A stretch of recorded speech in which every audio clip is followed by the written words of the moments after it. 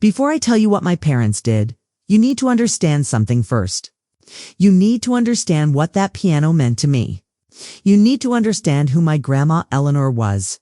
Because without that, Kate, you will never truly feel what I felt when I discovered the truth. My grandma Eleanor was not just my grandmother. She was my whole world.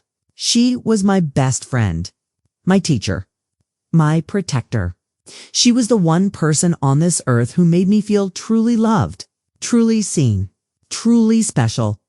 When I was just 5 years old, she sat me down on that piano bench for the very first time. I remember that day like it was yesterday. The sun was coming through the window. The room smelled like her lavender perfume, and I was so small that my feet could not even touch the floor. The piano was big and beautiful. The wood was dark and smooth. The keys were a little yellow from all the years of being played. But when Grandma pressed down on those keys, the most beautiful sound filled the room. It was like magic to my little ears. She looked down at me and smiled. That warm, gentle smile that always made me feel safe. "This piano is special, Layla," she said. "It has been in our family for 4 generations. My grandmother played it. My mother played it. I play it. And one day, sweet girl, it will be yours." I did not fully understand what she meant back then. I was only 5, but I nodded anyway. And from that day forward, my life changed. Every single weekend, my parents would drop me off at Grandma Eleanor's house. And for hours and hours, we would sit together at that piano. Just the two of us. She would teach me scales. She would teach me simple songs. She would place her wrinkled hands over my tiny fingers and guide them across the keys. "Feel the music, Layla," she would whisper. "Do not just play the notes. Feel them. Let the music come from your heart." I did not understand those words at first.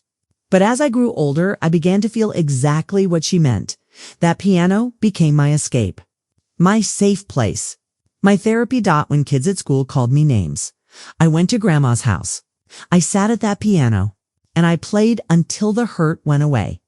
When my parents argued late at night, when I could hear their angry voices through the walls, I would close my eyes and imagine myself at that piano. The music in my head drowned out the shouting.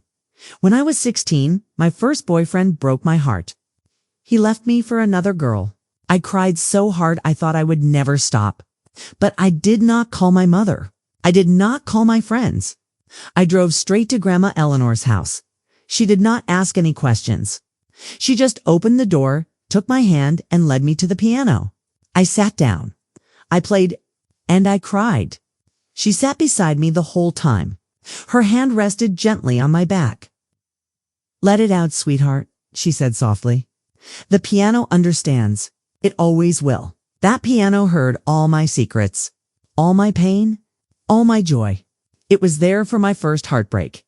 It was there when I got accepted into college. It was there when I had no one else to turn to. Grandma Eleanor used to say something that I carry with me to this day. "When words fail, Layla, music speaks." That piano was worth $88,000. That is what the experts said. But to me, it was worth so much more than money.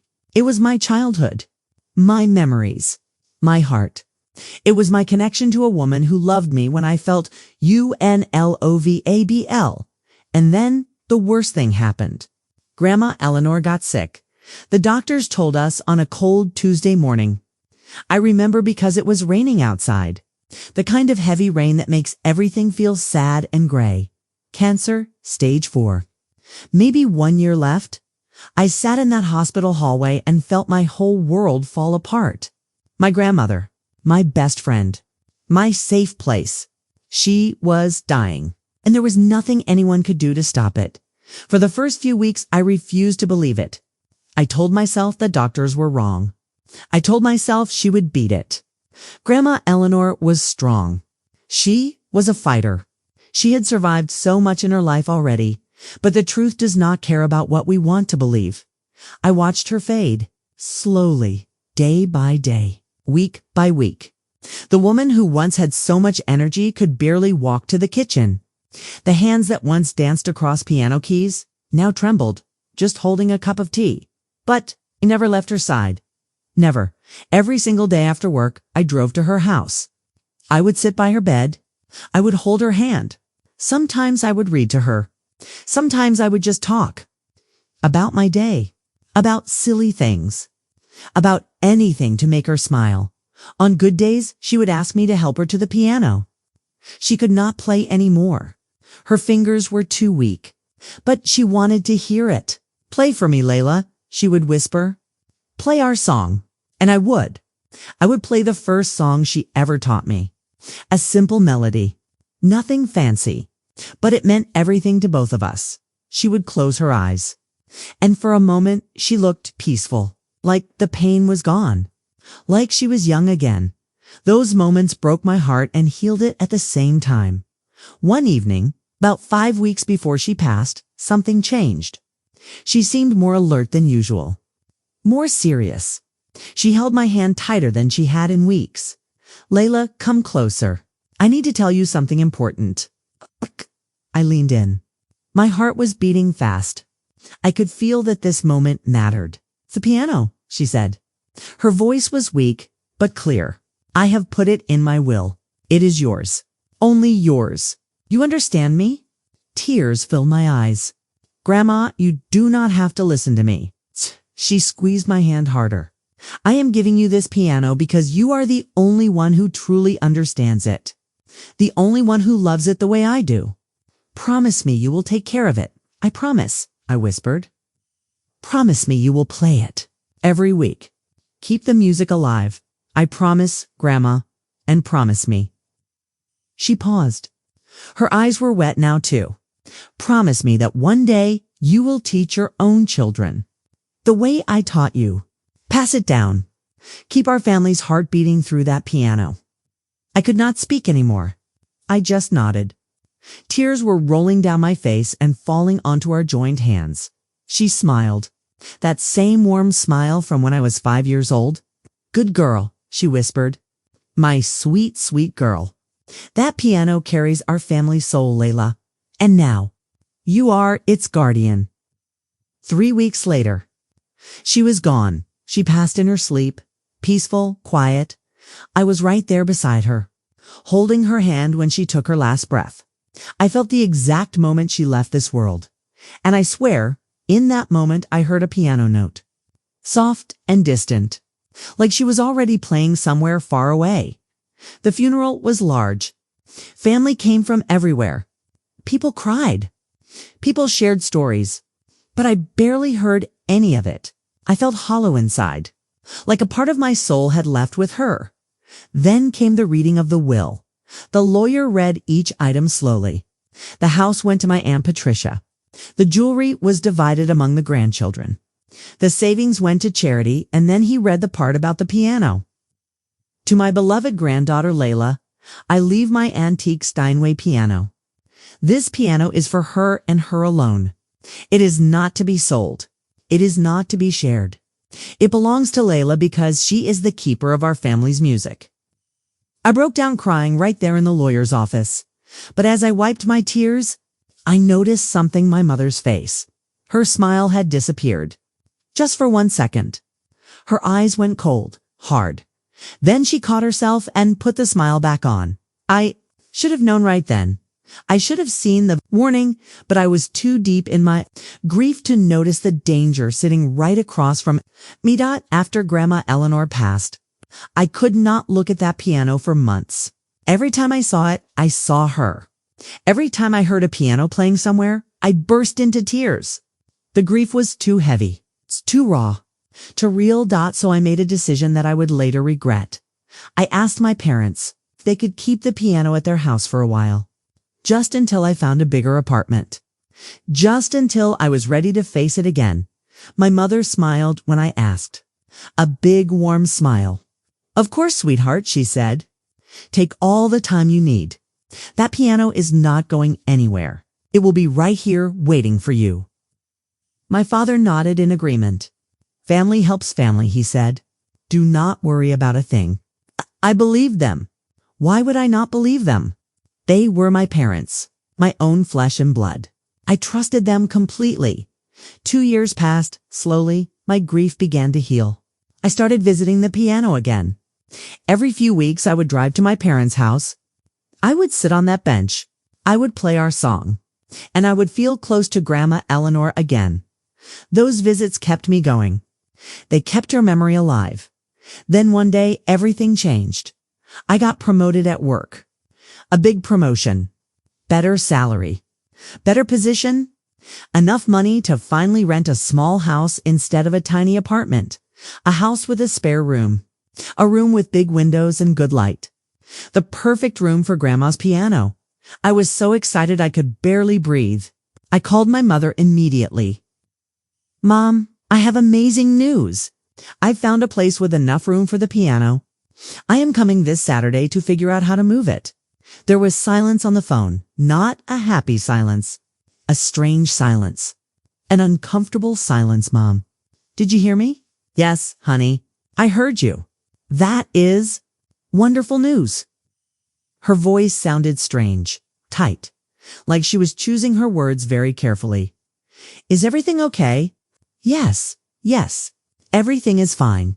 But maybe wait a few more weeks. Your father and I are very busy right now. We have a lot going on. Something felt wrong. I could feel it in my gut, but I pushed the feeling away. I told myself I was imagining things. The next Saturday came. I could not wait any longer. I decided to surprise them. I would just go over, take measurements, and start planning the move. I drove to their house with a smile on my face. I was thinking about where exactly to place the piano in my new home. By the window, I thought, where the morning light could touch the keys. I parked in the driveway. Their cars were gone. They were not home. No problem, I thought. I still had my spare key from years ago. I let myself in through the front door. Mom, Dad, anyone home? Silence. I walked through the hallway toward the living room. My footsteps echoed on the wooden floor, and then I stopped. I stopped and I stared. The corner where the piano had always stood was empty. Completely empty. Just faded carpet. A perfect rectangle shape. The ghost of something that used to be there. Dust floated in the sunlight where the piano should have been. I could not move. I could not breathe. I could not think. My legs felt weak. I grabbed the wall to keep myself from falling. No, this could not be real. Maybe they moved it to another room. Maybe they put it in storage for cleaning. There had to be an explanation. I searched the entire house. Every room. Every closet. The basement. The garage. Nothing. The piano was gone. My hands were shaking so badly that I could barely hold my phone. I called my mother. It rang 4 times before she answered. Mom? My voice came out as a whisper, broken, desperate. Where is Grandma's piano? Silence. That horrible silence again. Mom, answer me. Where is it? I heard her take a deep breath. A long, slow breath. The kind of breath people take when they are about to deliver terrible news. Layla, we need to talk. Come to the kitchen. We will be home in 20 minutes. The phone went dead. I sank to the floor right there in that empty living room. I sat in the spot where the piano used to be, and I touched the carpet where its legs had rested for so many years. I could almost feel it still, like a phantom, like a ghost of something loved and lost. And somewhere deep inside me, I already knew the truth. I just was not ready to hear it yet. 20 minutes felt like 20 hours. I sat on that living room floor the entire time. I could not move. I could not stand. My body felt frozen. My mind was spinning with horrible possibilities. Maybe they moved it to a storage unit. Maybe they were getting it restored as a surprise. Maybe there was a perfectly good reason. But my heart knew better. My heart was already breaking. I heard their car pull into the driveway. I heard the engine turn off. I heard their footsteps on the porch. The front door opened. My mother walked in first. My father followed behind her. Neither of them would look at me. I stood up slowly. My legs were shaking. Where is it? My voice was barely a whisper. My mother sat down on the couch. She crossed her arms. My father stood by the window with his back to me. He stared outside like a coward. Layla, sit down. Let us talk about this calmly. I do not want to sit down. I want to know where Grandma's piano is. My mother sighed. A long, annoyed sigh. Like I was being difficult. Like I was the problem. We sold it, Layla. 3 words. Just 3 simple words. But they destroyed my entire world. What? We sold it. About 8 months ago. To a private collector. I felt the room spin around me. I grabbed the back of a chair to steady myself. That piano was mine. Grandma left it to me. It was in her will. You read the will. You heard the lawyer. How could you sell something that belonged to me? My father finally turned around. His face was hard, cold, a face I did not recognize. We did what we had to do, Layla. We needed the money. Needed the money. For what? My mother gestured around the room. Look around. The new kitchen. The renovated bathroom. Your father's car needed replacing. These things cost money. I stared at them. I could not believe what I was hearing. You sold my grandmother's piano, my inheritance, for a kitchen, for a bathroom, for a car. It was just collecting dust, my mother said. Her voice was casual, careless, like we were discussing old furniture. $88,000 is a lot of money. We could not just let it sit there when we had bills to pay. That piano was not sitting there doing nothing. I was shouting now. Tears were streaming down my face. I played it every time I visited. It was my connection to Grandma. She made me promise to keep it forever. My mother rolled her eyes. Actually rolled her eyes at my pain. Please. Eleanor always did spoil you. Giving you that piano was ridiculous anyway. It should have gone to the whole family. It was selfish of her to leave it only to you. Something inside me snapped. Do not you dare talk about her like that. Do not you dare speak her name. She loved me. She actually loved me. Which is more than I can say about you. My mother's face turned red with anger. How dare you speak to me that way? I am your mother. A mother who stole from her own daughter. A mother who sold the only thing I had left of the person who actually cared about me. I was sobbing now. Ugly, painful sobs that came from somewhere deep inside my chest. My father stepped forward. Layla, calm down. What is done is done. The piano is gone. You cannot change that. You need to accept it and move on. Accept it. I laughed. A bitter, broken laugh. You want me to accept that you stole $88,000 from me? You want me to accept that you destroyed my grandmother's dying wish? We did not steal anything, my mother said firmly. We were keeping that piano safe for you. It was in our house. We had every right to make decisions about it. It was not yours to sell. It was never yours. Grandma left it to me, only me. The will was clear. My mother smiled. A cold, cruel smile that I will never forget. Well, what are you going to do about it, Layla? Cry, scream. It does not matter. The piano is gone. The money is spent. There is nothing you can do. Absolutely nothing. She said those words with such confidence, such certainty. She truly believed I was powerless. She truly believed she had won. I looked at my mother, then at my father. These 2 people who raised me. These 2 people I had trusted my entire life. I did not recognize them anymore. I wiped my tears. I took a deep breath, and I felt something change inside me. The sadness was still there. But now there was something else growing beside it. Determination. You think there is nothing I can do? I said quietly. You think you can steal from me and get away with it? My mother laughed. What are you going to do? Sue your own parents. I did not answer. I just looked at her one last time. Then I turned around and walked toward the door. Layla, where are you going? Layla, come back here. We're not finished talking. I stopped at the door. I did not turn around. Yes, we are. We are completely finished. I walked out. I got in my car. And I drove away. In my rearview mirror, I saw my mother standing on the porch. Her arms crossed. Her face annoyed. She still thought she was in control. She still thought she had one dot. She had no idea what was coming that night. I did not sleep. I lay in my bed staring at the ceiling. My eyes were swollen from crying. My chest hurt from the pain. My mind kept replaying my mother's words over and over again. There is nothing you can do. Absolutely nothing. She said it with such confidence. Such cruelty. Like I was nothing.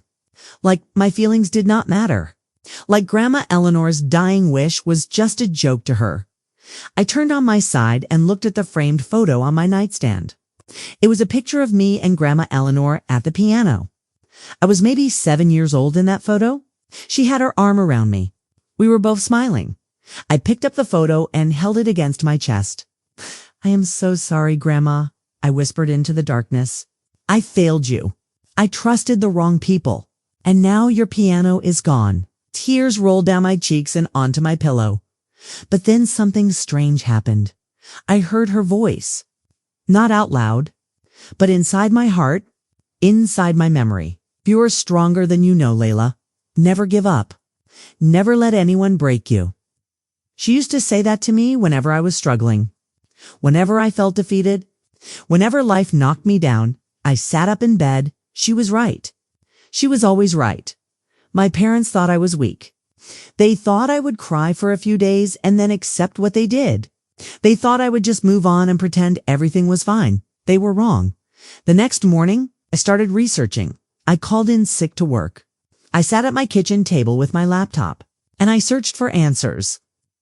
Can someone sell property that belongs to another person? What to do if family steals inheritance? Legal rights for items left in a will. I read article after article. I took notes. I highlighted important words. I was going to find a way. I had to find a way. After 3 days of research, I found something important. Something that gave me hope. There was a legal term called conversion. It means when someone takes your property and treats it as their own. When they sell something that does not belong to them, it is basically theft. And it is illegal. My heart started beating faster. My parents sold something that was legally mine. They did not ask my permission. They did not have the right. The will was clear. The piano belonged to me and only me. They had broken the law. I needed a lawyer. A good one. Someone who specialized in inheritance and estate disputes. I searched online for days. I read reviews. I compared prices. And finally, I found him Mr. David Henderson. He had over 20 years of experience. Hundreds of positive reviews. People called him fair, honest, and tough. Exactly what I needed. I called his office with shaking hands. Henderson Law Firm. How may I help you?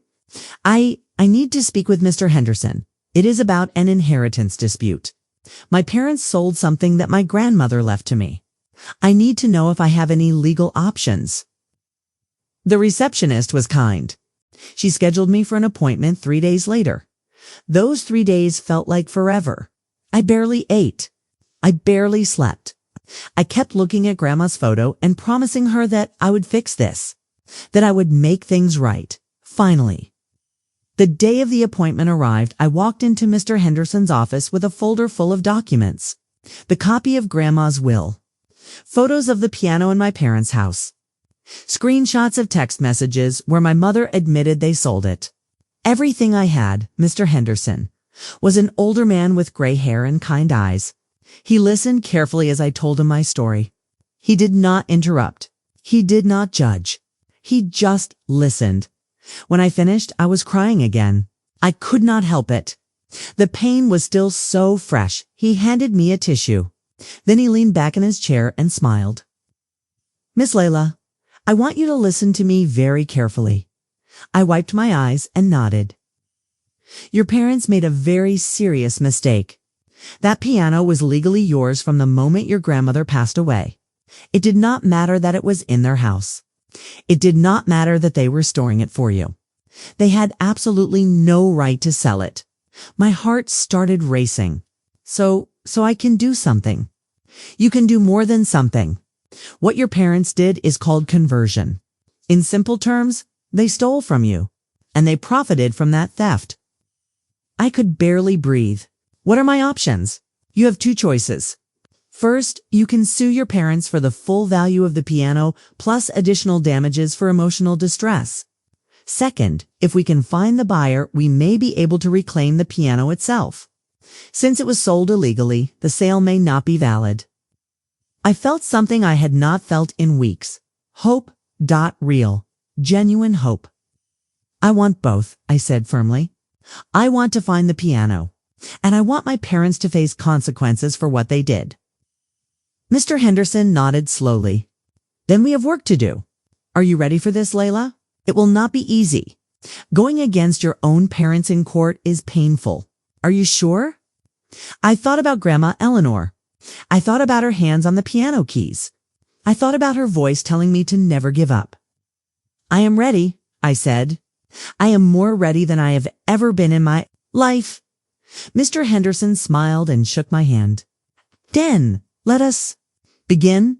The next few weeks were the hardest of my life, Mr. Henderson, and I worked day and night to build my case. We gathered every piece of evidence we could find. The will, the photos, the text messages, bank records showing where my parents spent the money. But we still needed one thing. We needed to find the piano. Mr. Henderson hired a private investigator. It took 2 weeks of searching, 2 weeks of dead ends and false hopes. But finally, we found it. My parents had sold the piano through a fancy antique dealer called Harrison Antiques. The dealer kept detailed records of every sale. And according to those records, the piano was purchased by a retired music professor named Dr. William Foster. He lived 45 minutes away from me. The piano had been so close this whole time. Mr. Henderson helped me write a letter to Dr. Foster. I explained everything. Who I was. Who my grandmother was. What my parents had done.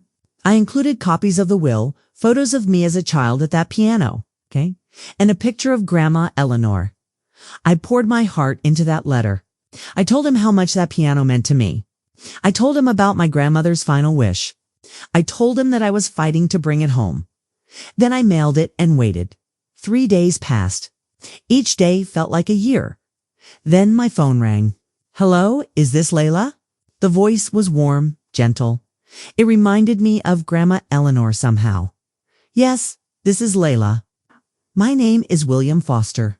I received your letter, and I must say, I have not stopped thinking about it since. I held my breath. I had no idea the piano was stolen property, he continued. The dealer told me it was a family heirloom being sold by the owners. I believed them. I bought it in good faith. I understand, I said softly. I do not blame you at all. After reading your letter, Layla, after seeing those photos of you as a little girl sitting at that piano with your grandmother, I could not sleep. I kept looking at the piano in my music room, and I kept thinking about you, about her, about what was taken from you. My eyes filled with tears. That piano does not belong to me, he said. It never did. It belongs to you. It belongs to your grandmother's memory. And I want to help you bring it home. I broke down crying right there on the phone. Ugly, grateful sobs that I could not control. Thank you, I whispered. Thank you so much. Dr. Foster agreed to return the piano, but he needed his money back first. $88,000 was his retirement savings. He could not just give it away. I completely understand, I told him. And I promise you, Dr. Foster, you will get every single penny back. My parents will pay for what they did. The lawsuit moved forward. My parents received the court papers on a Tuesday afternoon. My mother called me 17 times that day. I did not answer. She left voicemails full of anger and threats. How dare you sue your own parents? We raised you. We fed you. We gave you everything. And this is how you repay us. I deleted every single message. The court date arrived on a cold December morning. I wore Grandma Eleanor's favorite necklace for strength. A small silver music note that she gave me on my 16th birthday. My parents walked into that courtroom looking confident. They had hired their own lawyer.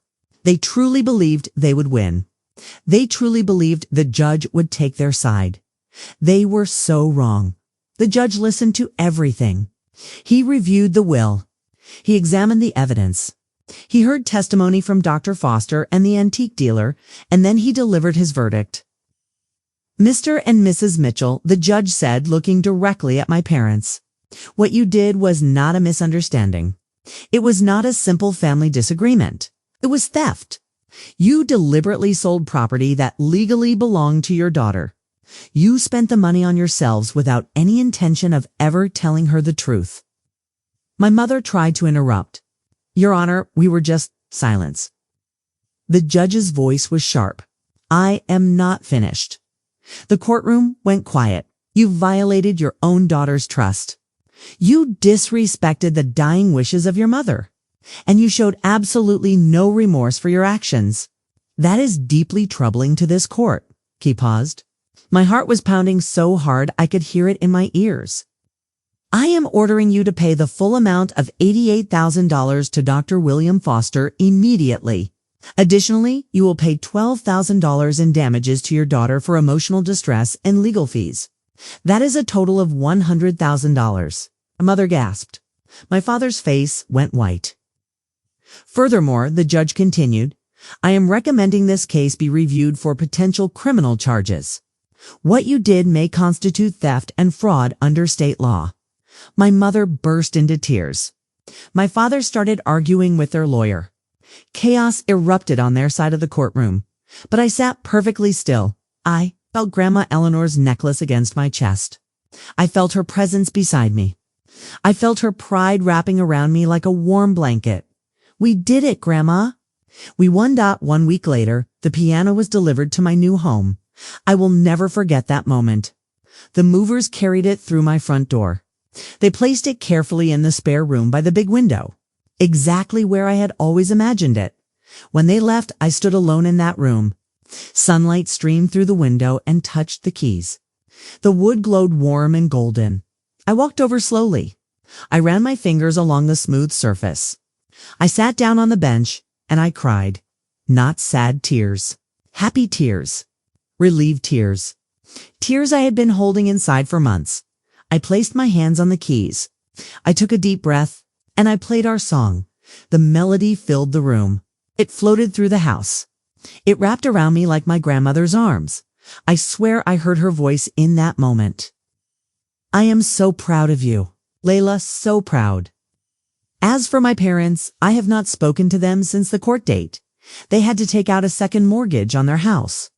They sold the car my father loved so much. They undid every renovation they had made with my stolen money. My mother still calls sometimes. She leaves voicemails begging me to forgive her. If we are family, Layla, you cannot abandon your family. But here is what I have learned. Family is not about blood. Family is about love, respect, trust. Family is about the people who lift you up, not the ones who tear you down. My parents broke every promise. They destroyed every bond. They chose money over their own daughter. That is not family. That is betrayal. Grandma Eleanor was my real family. And now, every time I sit at her piano, I feel her love surrounding me. I kept my promise, Grandma. I protected your piano. I brought it home. And one day I will teach my own children to play. Just like you taught me, your legacy lives on forever. Thank you for listening to my story. If you have ever been hurt by people you trusted, I want you to know something important. You are not weak for feeling pain. You are not wrong for wanting justice. And you are never alone. Stand up for yourself. Fight for what is right. And never let anyone convince you that you are powerless. You are stronger than you know. Just like Grandma Eleanor always told me, if this story touched your heart, please leave a like. Share it with someone who needs to hear it. And subscribe to this channel for more stories just like this one. Remember, the best revenge is not anger. It is not hatred. It is living your truth and never giving up on what matters most. Take care of yourselves. And keep fighting for what you deserve. Until next time.